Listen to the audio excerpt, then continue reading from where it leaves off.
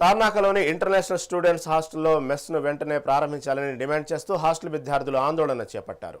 Nizam college principal నిర్లక్ష్యం కారణంగా గత 2 రోజులుగా తాము భోజనానికి తీవ్ర ఇబ్బందులు పడుతున్నామని విద్యార్థులు తెలిపారు. ఇప్పటికైనా ప్రిన్సిపల్ స్పందించి సమస్యను పరిష్కరించాలని, లేని పక్షంలో తన పదవికి రాజీనామా చేయాలని డిమాండ్ చేశారు.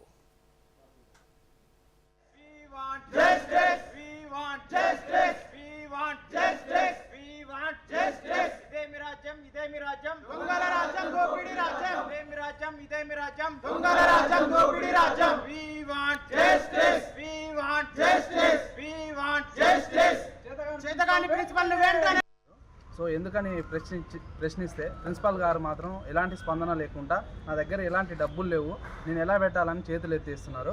సో మరి ఈ సమస్యకు పరిష్కారం ఏందని ప్రిన్సిపాల్ని అడిగితే ప్రిన్సిపాల్ గారు వీసీ దగ్గరికి పోవని చెప్పారు. వీసీ దగ్గరికి పోతే ఇది మాకు సంబంధం లేదు, మీ నిజాం కాలేజీ అటానమస్ అని చెప్పడం జరుగుతుంది. ఇది నిజాం కాలేజీ యూజీ వరకే అటానమస్, పీజీ మాత్రం అఫిలియేటెడ్ కాలేజ్.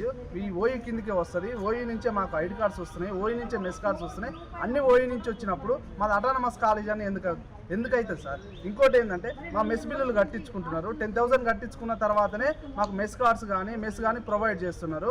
నిధులు లేవని ఇప్పుడు చెప్పడం అనేది చాలా దారుణం సార్. మేము కోరుకునేది ఒక్కటే, మీ మీడియా వేదిక ద్వారా మాకు తక్షణమే వీసీ గారు, ప్రిన్సిపాల్ గారు స్పందించి మాకు సాయంత్రం లోపు డిన్నర్ మాకు అరేంజ్ చేయాలని మీ మీడియా ద్వారా మేము కోరుకుంటున్నాం సార్.